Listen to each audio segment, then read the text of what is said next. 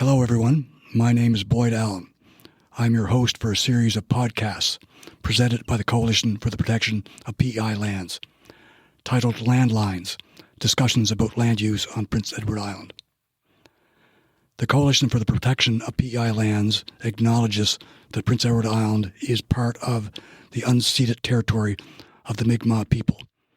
Furthermore, as non-Indigenous people today, we are inheritors of the treaties signed by our ancestors, settlers, with the Mi'kmaq. At no time did the treaties grant rights of ownership to the settlers.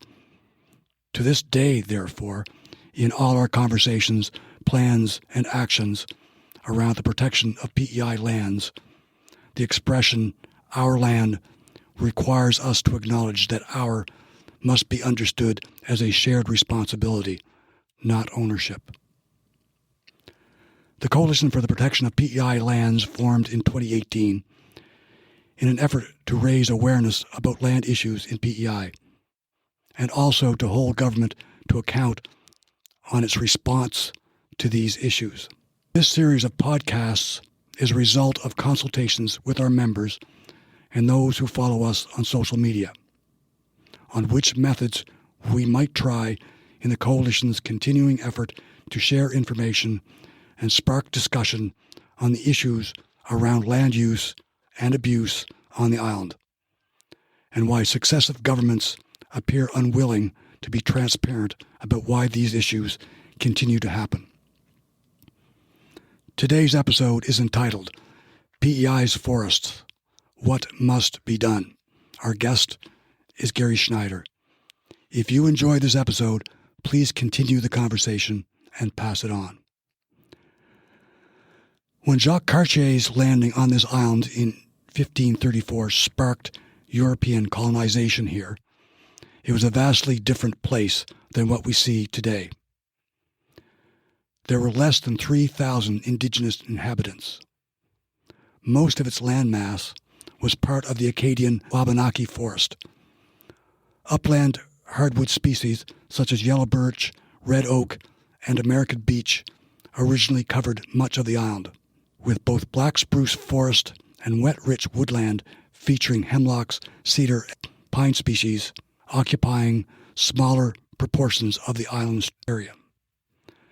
The average age of these trees was estimated to be 200 years. Trees of more than a meter in diameter were commonplace. Under this canopy existed a rich diversity of smaller shrubs and other plant and animal life.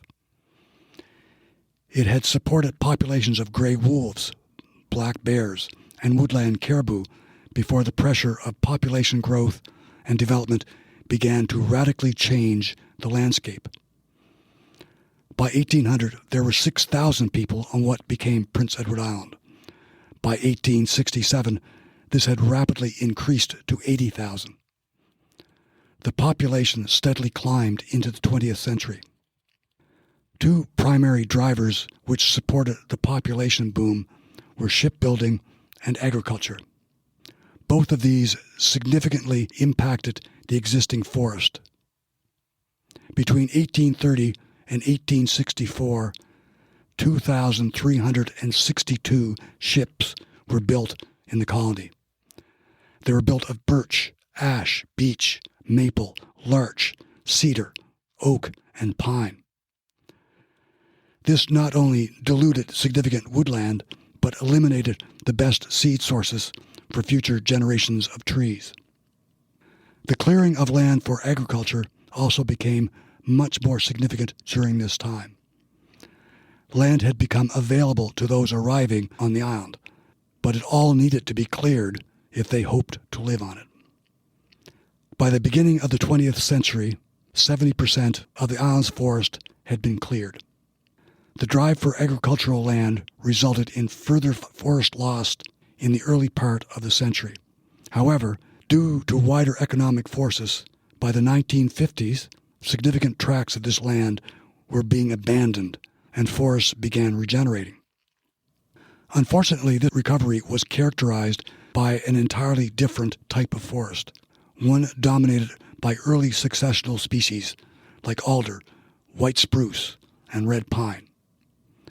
Some of these species were also favored by the Provincial Forestry Department and some woodlot owners due to their growth rate, ready market access, and compatibility with local conditions. Monoculture plantations became prominent. The overall loss of forest health and diversity which resulted has continued to the present day.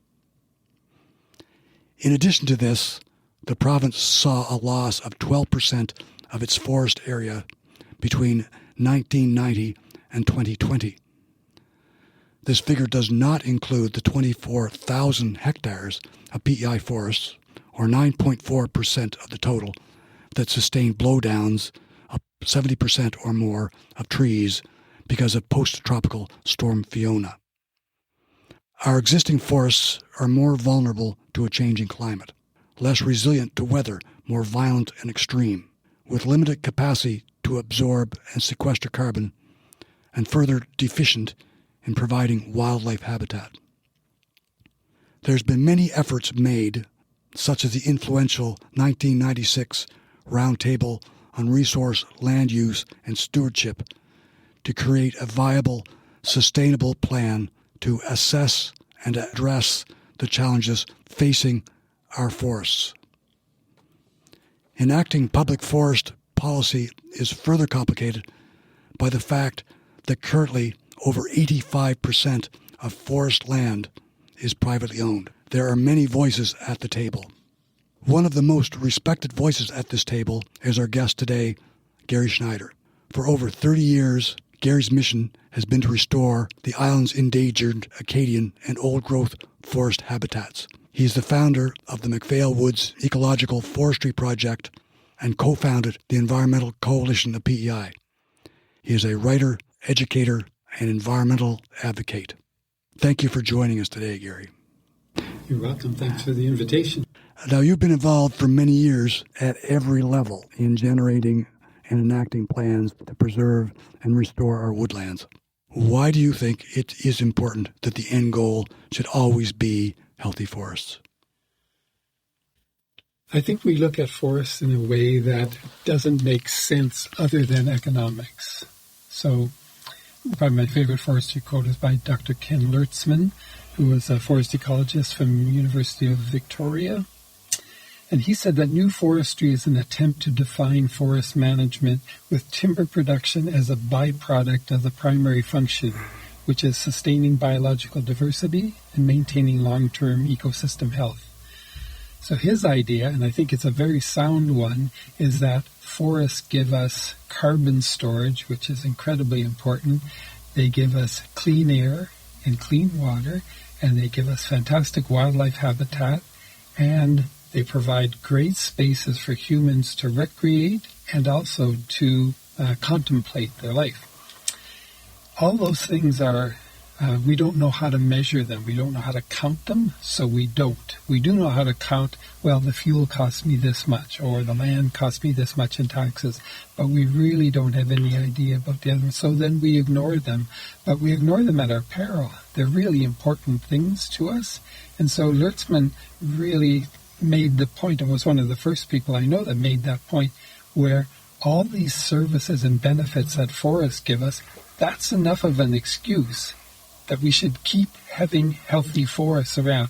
Whatever we can harvest out of there is still fine. It's not unimportant, but you can't do it at the expense of the health of the forest. And that made total sense. Like, until we start understanding forest soils, oceans, agricultural soils, if we don't understand those, we don't value those things, then we can just keep harvesting and pulling stuff away.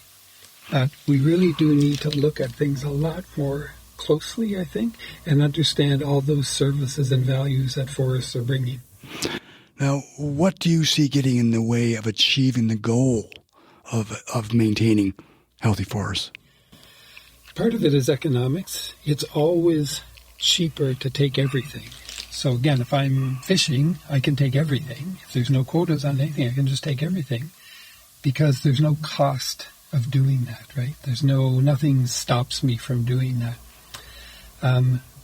One of the things I've looked at is sort of perverse incentives. So we do supply a lot of money for people to do the wrong thing, I think. So none of those conifer plantations, those monocultures, would have gone in, or almost none of them would have gone in without huge investment from taxpayers. Nobody ever sprayed herbicides on their forests before we paid them to do that, right? We should be spending money on healthy forests, but instead we spend it on conifer plantations mostly. In 2006, I was involved in that sort of public process about getting a new forest policy, getting new direction for forestry. And the idea after that, government was charged with having 50% of the money spent on silviculture for softwoods and 50% spent on hardwoods. That's not necessarily the best thing. We don't know if it's, what softwoods we're talking about. Are they red spruce? Are they hemlock? Or are they white spruce? Same with the hardwoods. Are we talking about trembling aspen or hybrid poplar? Or are we talking about yellow birch and sugar maple? But be that as it may, they were charged with at least getting something close.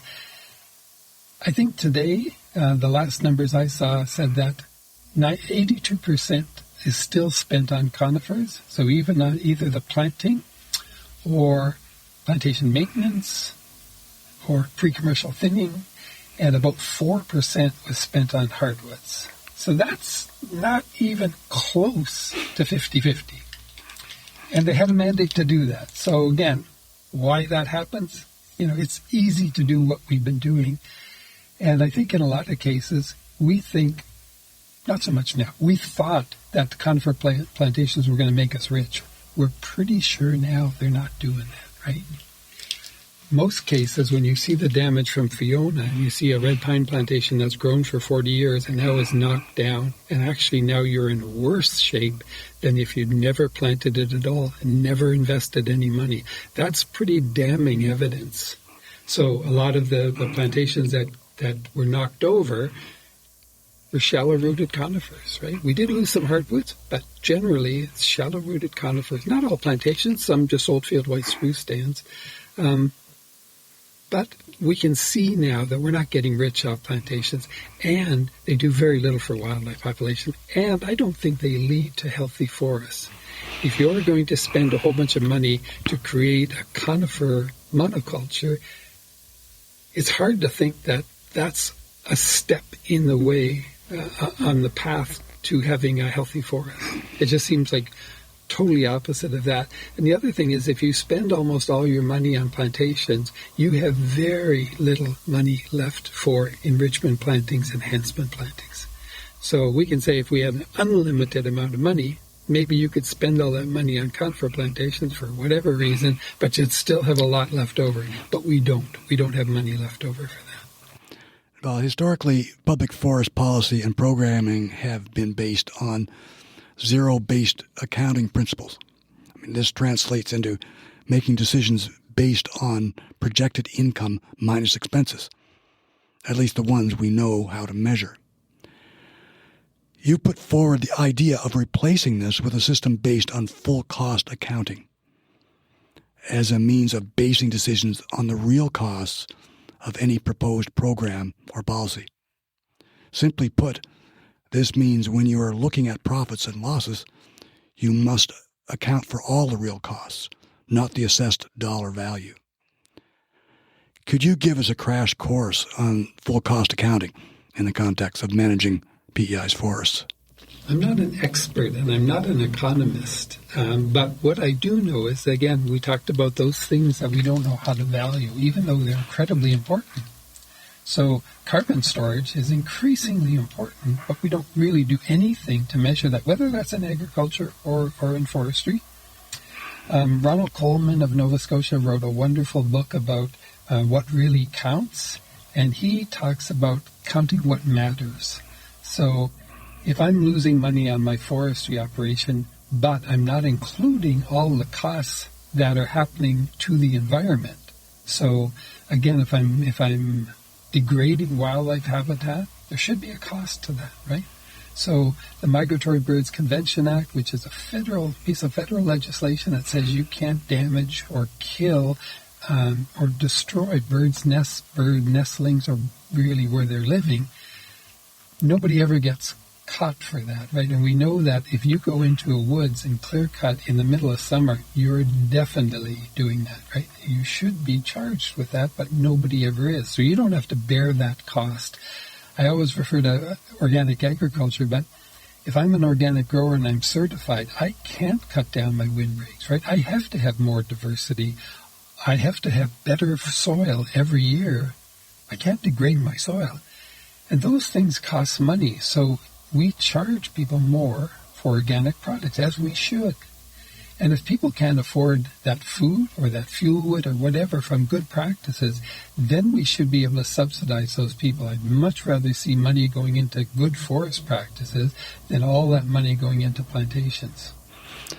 Yes, there seems to be the inability to account for natural, as far as natural value or natural assets, and put them in the same level as the commodity component of the softwood. And natural capital doesn't have a place in this equation. Yeah, and again, part of that is we don't understand it. Part of it is that we get into habits. So, we can grow, no question. We can grow white spruce like crazy in plugs, relatively cheaply, comparably, and put them out in rows every 6 or 7 feet. We can do that stuff. Whether that leads to anything good or not, I question. But we know how to do that. Doing things differently is where the nervousness sets in. So, for example, I was at a friend's woodlot forest the other day, and there were hundreds, if not thousands, of young oaks coming up in the woods. And I said, "Did you plant these?" He said, No, they came from the trees that are in the community. I thought, there's a service that blue jays and squirrels did to replant this area, but that doesn't factor into any kind of cost benefit. But there's a lot of services, again, that forests provide. So we've been pushing more and more that we're planting seed trees. So we don't have enough money or time to fix all the forests on Prince Edward Island, but we can put seed sources in place. So if I put a red oak in place and it starts to seed in maybe 12 to 15 years, all of a sudden I might have hundreds, if not thousands, of acorns being produced on that tree, and my friends, the red squirrels and the blue jays, are going to help me plant those across. And I've seen this time and time again. If you have seed sources in place, they regenerate, right, as long as the conditions are right. So it's wonderful to think of developing a partnership with nature instead of we're going to war with nature and we're going to show man's dominion over nature. Now, in Prince Edward Island from 2001 to 2024, 11% of tree cover loss occurred in areas where the dominant drivers of loss resulted in deforestation. Logging was identified as a primary driver of this deforestation, with permanent agriculture being the second, representing the loss of 5,000 hectares. This boils down to clear-cutting woodlots to increase agricultural acreage. How much impact does this widespread practice impact the viability of our remaining forests? Well, we hate to see any healthy forests being cut down, and certainly being clear-cut, which is most of the practices now, and what you see are fairly large clear-cuts. Not large compared to Ontario or BC. I always hear this argument, well, in BC we do it a bit differently. We still do fairly big clear-cuts for this area. I don't mind land being cleared for agriculture if it's going into something like, an orchard or a row crop or something, not a row crop, but to clear land for more potatoes just means you're taking on so many more risks of things. So you open things up for soil loss, you open things up for loss of organic matter in the soil, potential water contamination, groundwater contamination. I don't think we need more of that. I think we need more of other types of farming, but I don't think we need to be clearing our forest to be growing more row crops. Because again, we're really just that doesn't make any sense. It's really hard to build soil, and we've seen this in a lot of the Agriculture Canada data that they've been collecting. It's hard to keep up your organic level matter. Sorry. It's hard to keep up your organic matter levels when you're just doing potatoes. It doesn't matter if you even have a 3-year rotation. It's not enough to keep your organic matter levels high. And once again, there is no accounting for natural capital or the loss of natural capital in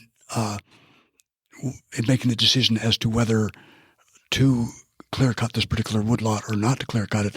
It seems to be a secondary component to the decision. We don't look at diversity. We don't look at wildlife usage. We don't look at, there are other human uses of that site. And, the argument can be made and is made that it's my land and I can do what I want. But if we want other people in other countries to look after wildlife, then we have to do it ourselves. Or we can pretty well afford to do it ourselves. We just have to be cognizant that a lot of those costs that the environment bears don't get factored into anything. Now, still speaking of agriculture, the Alternative Land Use Service, ALICE program, is a provincial government initiative which aims to empower farmers and farmland owners in conservation and regeneration of agricultural landscapes by reducing soil erosion, improving air and water quality, enhancing wildlife habitat and biodiversity, and sequestering carbon and building resilient agricultural landscapes. ALICE provides financial assistance to farmers and farmland owners through a multi-year land use agreement. The agreement provides annual payments for the conversion of targeted environmentally sensitive land from annual crop production to biodiverse, carbon-sequestering, perennial landscapes. Given the close relationship between farmland and forest, do you see ALICE as being a worthwhile tool to regenerate healthy forests? I think ALICE is fantastic. It's one of the government programs that I really like a lot. We have to make sure that the right species are going in there. And I love that idea of having more fields being turned into forests. But it can't be, rows of white spruce and stuff. It has to be, again, have that diversity built in. And no one's saying, let's go and plant sugar maple fields, right? No one's saying, let's plant all red oak. But in a mix of things, putting in some red maple and white birch and red oak makes so much sense, because that's the way you start. You aim towards a healthy forest. You don't start with all conifers. So I know that some of my experiences with the ALICE program, I haven't seen a lot of it, but I know that they've been planting some shrubs and not just conifer trees, putting some hardwoods in and stuff. So there's been one site I saw had lots of white ash and some elderberries and things like that. That's a great start. It's a great program, but it means we have to have seedlings for those people doing the plantings. And one of the things that with forestry commissions that we talked about, all the watershed groups are short on hardwood seedlings and shrub seedlings, and we can't seem to make much progress growing them. And there's no reason that you can't grow them. So the Forestry Commission tried to put that pressure on, and I hope other people will put that pressure on, that we need more of those species so that the watershed groups and private landowners and the ALICE program ensures that they have enough to have diverse plantings. Now, for many generations, one common recommendation for rationalizing land planning on PEI has been the establishment of a province-wide land use plan. Though it being recently shuffled off their priority list, the current government was committed to generating this plan. If properly constructed, do you think that the structure within a province-wide land use plan could provide a worthwhile tool in sustaining healthy forests on PEI? I wouldn't say it's impossible, but I have a hard time thinking of how that fits in. We don't really want to tell landowners what to do, and I've been involved in a lot of those discussions on land use planning. Part of it is there's a real resistance from anybody telling you I can't subdivide my land or I can't put a cottage up on the highway and stuff. So I don't know how it would really fit in. I think, to me, good forest practices come from good incentives. So we need to educate people that forests have value and stuff, but it comes from good incentives. So instead of incentivizing replanting after clear cuts, we could incentivize good forest practices. But I'm just not sure how that fits into a land use plan. The one thing that it could do is to say all our provincial forests get looked after and aim to be healthy forests instead of, I know they're better now than they used to be, but for a long time, a lot of those lands were just clear cut and put plantations put in. So if we can look after our own land and set a good example, that might be one part of it. It may not be the actual island-wide land use plan itself, but the process that develops it to be of value. I think so. I think, again, it's easy if you're in the shadows. It's easy to do sort of bad stuff. It's hard to come out in front. And, I sat on the round table. It's hard for people to be greedy in public. So that's one thing I like about, when the shellfish owner said, I've got a business here, right? I need to do these things and you can't destroy my habitat.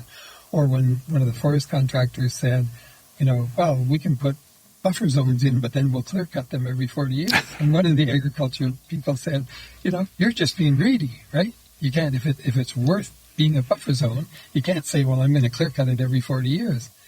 So I like those discussions where we can actually take things out of the shadow and say, here's what I really think about stuff. So I think that's the only way we might get buy-in and good decisions. Now, in the wake of widespread destruction brought by post-tropical storms Dorian and Fiona, in January of 2023, the province appointed a 12-member Forestry Commission, of which you will remember, Gary, to review PEI's forest policy, programs, and legislation in the wake of Fiona and develop a forest recovery plan for Prince Edward Island. The Commission's final report, titled Toward a New Forest Policy, was completed and received by the province in March of 2025. The report contains 14 recommendations aimed at improving the health and resilience of island forests. What do you think of the province's response to the Forestry Commission's recommendations? So I think we could have initiated a lot of these recommendations fairly quickly. The big thing for me is that, we're in a hurry here, right? We can say, well, it doesn't matter, we got all the time in the world, but we don't, right? We're losing our forests. We know that. And to me, when the minister came out and said right off the bat that we're not going to be able to fulfill all the recommendations, without saying which ones he was going to fulfill, but that was the first thing he said, was really that negative response to something. And I think that left people wondering, well, what the heck are you actually going to do? To me, they're good recommendations. It was a really interesting group of people, lots of forest industry people, or government forestry people, ex-government forestry people. I have felt really honored to be amongst that. I think we came out with a good report. It's a good, in a lot of areas, it's quite good. But we thought, developing a new act should be reasonably easy to do. I know nothing's easy when it's lawyers involved, but you can do stuff like that. I don't know when it's going to be done. And to me, that was the basis of all our recommendations, is that we said we desperately need a new act. This was done, I think 88 was the last time that act was developed. And it's way out of date. But we said it should be a Forest Stewardship Act. And you could say, well, what's in a name? But instead of a Forest Management Act, which means we're managing forests, which generally means we're managing forests to try to make money off it, not that we did, the idea that you would steward these forests, right, again, got me thinking of all the other values that we get from forests. And so we need to do this fairly quickly. Again, I hate the idea that you spend a fair bit of money and time to get a group together of so-called experts, and you wind up maybe not valuing their expertise. So again, a lot of work and thought was put into this report, and I think it behooves government that if you spend taxpayers' money on something like this, that you actually act on it. So it was a consensus report. It doesn't mean that everybody agreed on everything, but it was a consensus report, and I think it behooves government to say, we are going to act on things. We are going to grow more hardwoods. We are going to do all these things that we talked about, right? Based on stewardship, right? And again, we can say it's just a word, but it's an important word. Now, if there was one key recommendation from the Commission's final report, which government hasn't as yet committed to, and you feel is critical to the well-being of the existing forests, what would it be? Well, my concern is that it sounds like they are doing some stuff, but it's how quickly do you do it? Do you do it, and how much of your heart is in doing that? So I know they can't keep dealing with an act that was done in 1988. They got to renew that somehow and someday. But are they going to do it before we lose too much more of our forests, right? So I think, again, getting a Forest Stewardship Act is critical. And the other thing is making sure that the nursery is responsive to the needs of landowners, Alice clients, watershed groups, so that we can start putting those seed sources in place all across the island. Again, not plantations of things, but enrichment plantings, enhancement planting, so that we can really start building up healthy forests and developing that partnership with nature instead of feeling we're doing battle with her. Well, thank you, Gary, for taking the time to join us today. You not only understand the challenges involved with our forest today, but are committed to make sure these challenges are understood. Our forests have always had a critical role to play in our island's well-being, regardless of what means are used to measure it. It's not realistic to think that it would be immune to the impact of 300 years of population growth and rapid development. As climate change gains momentum, any paradigms used to support and preserve our forested lands to this point are no longer effective. It is imperative that despite the proportion of our forests owned privately, that the government accept recommendations made as a result of a fulsome collaborative process and waste no time implementing them. To cherry pick from a list of valid recommendations for political or short-term economic reasons seems woven into the current political culture. We must break from this pattern if we hope to succeed in sustaining, preserving, and facilitating healthy forests on PEI. Lack of leadership bears too big a cost. Again, I'd like to thank Gary Schneider for joining us today and you for choosing to listen to this episode.